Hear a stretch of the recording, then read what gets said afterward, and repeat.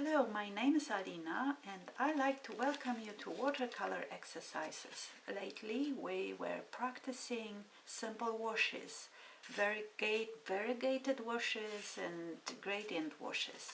Today I want us to practice painting some rocks, but before we will start, I want to take you to the beautiful beach so you can observe some rocks.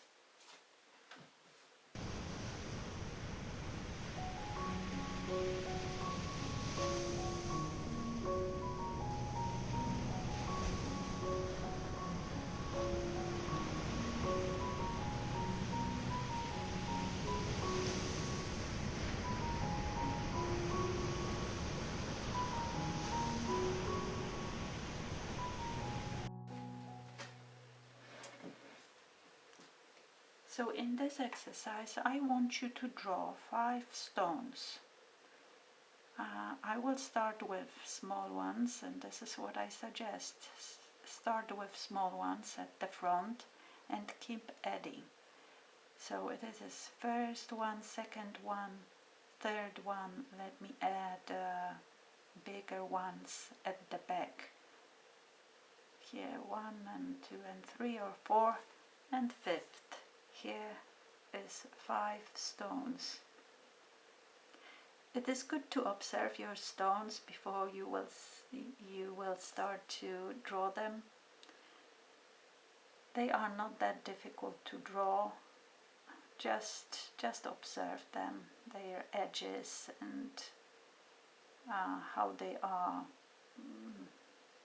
connected or not connected with each other.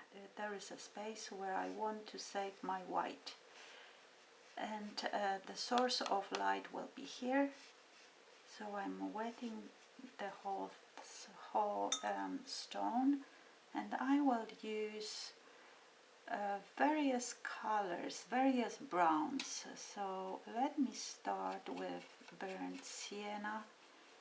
I have a quinacridone sienna. It's a very beautiful color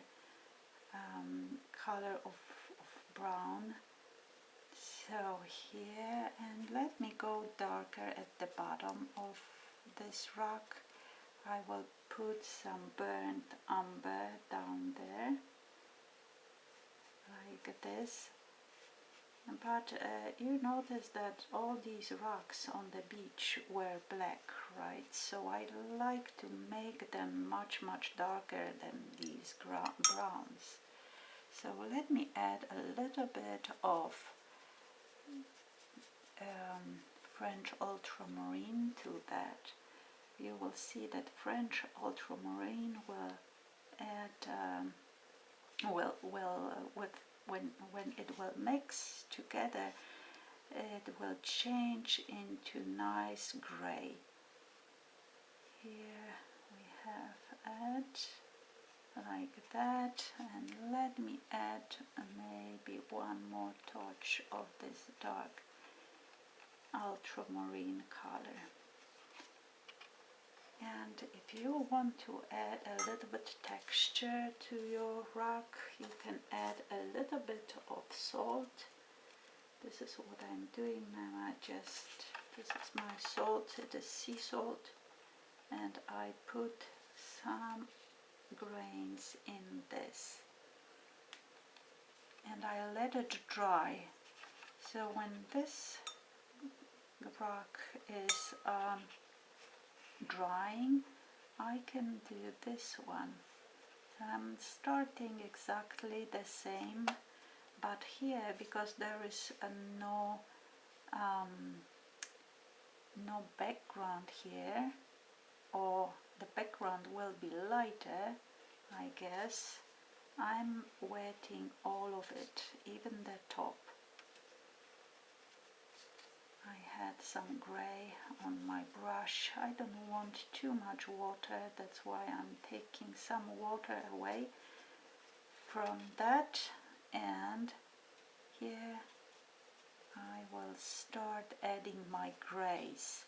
I'm starting with brown and I'm adding this blue color to it. So, oh, that was beyond my pencil line. And let me add a little bit darker blue. I mean darker, it's the same blue, but it is not as watery as it was before,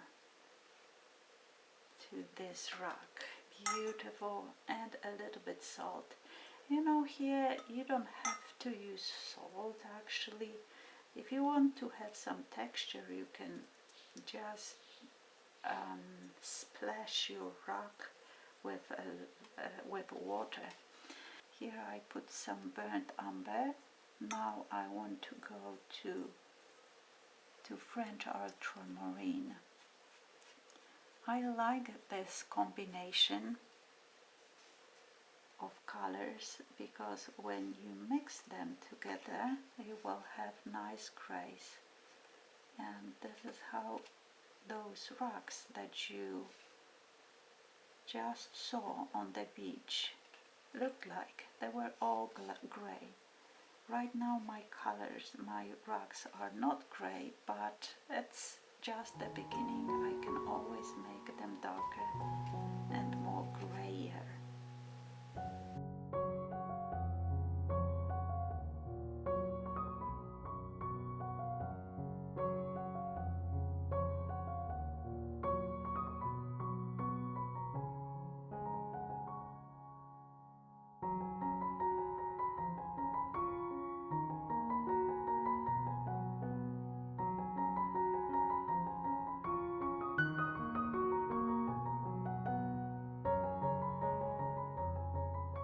And you'll notice that it's all about contrast when you are painting. Yeah, it is much better contrast than it was before, right? And I like this nice edge, and for the top edge I will just smooth the top edge with clear brush like this. See, because I have some water on my brush, the water is pulling this pigment away from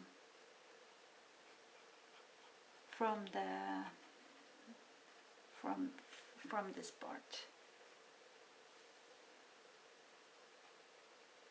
I like to add those darker shadows, and those shadows are at the bottom of the rock. So I like to have them here, and I like to emphasize this edge, so that's why I also put some gray in here. Like so. And I can smooth this edge, it depends if you like it or not. Here I like to also put some darks on this side of the rock. I like to put some darks. Here is a sand at the bottom, so you know, let me create a feeling that it is sand. And sand usually when it is either flat or it has some waves, so I like to have some waves here. Let me make this bottom of this rock also darker, like this.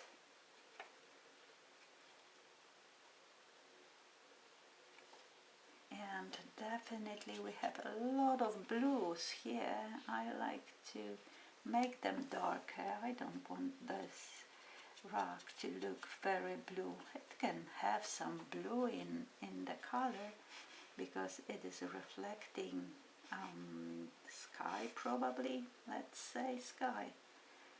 But at the bottom I like to have some darks. Here you see how nice I'm building this contrast here. And I think that maybe I will smooth some parts, not all of them, but some. Sometimes the water also is creating nice texture, and I like to separate these two rugs because I painted them together. Right now they are connected and I like to separate them. Here and a little bit of here, and here is my grass part. I like to patiently go around my grass.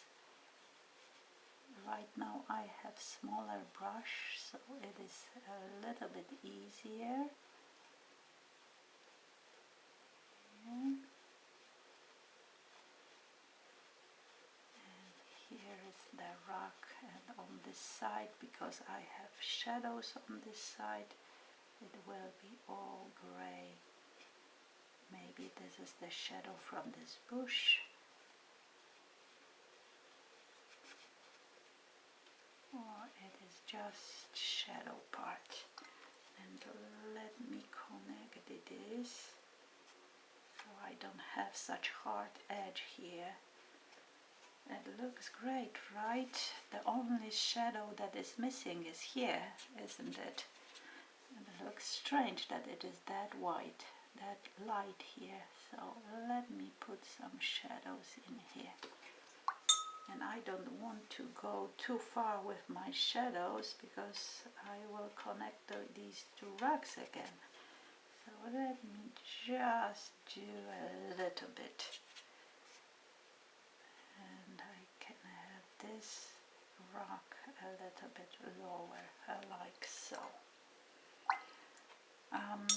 You see, I like this contrast. I think I will leave it like this, but I still have the pencil lines visible, so I will add another bush at the back, or some darker color at the back of this one, and you will see that, I don't know if you see, but I saw pencil marks, and you will notice, or I can say that those pencil marks now are not visible because I covered them with darker green. And I like to smooth this edge away.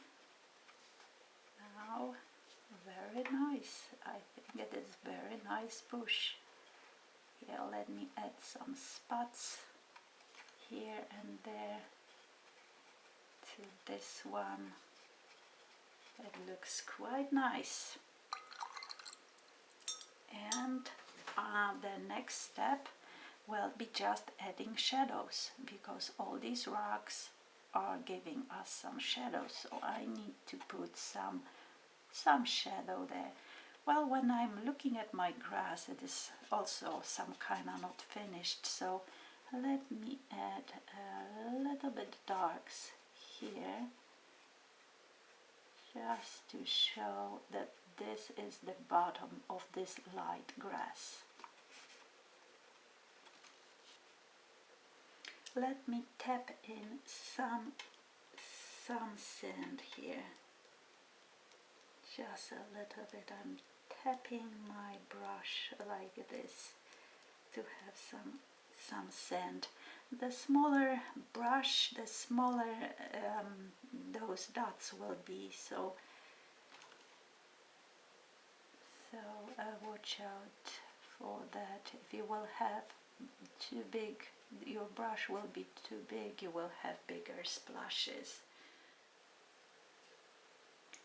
Now shadows.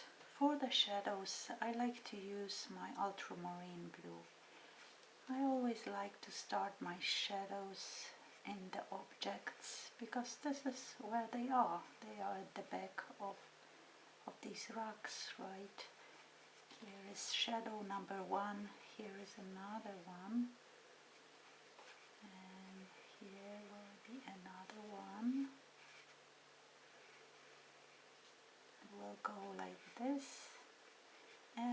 I like to put some shadows from those grasses, so they will go like that.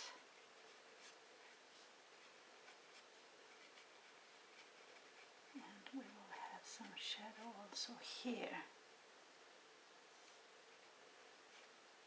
I'm just glazing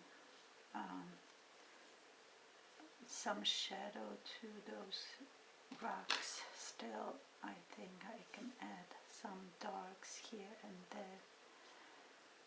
And I'm looking at my bush. I like to do a negative painting branch. So here will be a little branch like this. I like it. And let me add another one, but let me switch to smaller brush so I have better control. And another branch. Let me make it a little bit darker so you can see. And here will be another branch in negative painting. It's a lot of water here, so let me smooth it a little bit, like here. Alright guys, I think that's it for today. I really like those rocks, and I hope you are practicing with me. And as you see, they are not as difficult as they seem to be. And what you have to just observe is those darks, midtones and highlights. And as you see, they are on all of my rocks. So there is darks, midtones, highlights, dark, midtones, and there is lighter part definitely here too. And also it is nice when you can create some contrast to your darks by adding some darker elements, or you can make your rock pretty dark like here, because it is white on this side. So this is the contrast for it, right?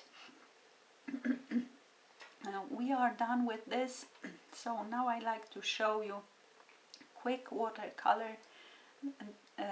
This is I'll show you how I paint beach, and there are some black rocks on it. So that's just an example, but I hope you will enjoy the process.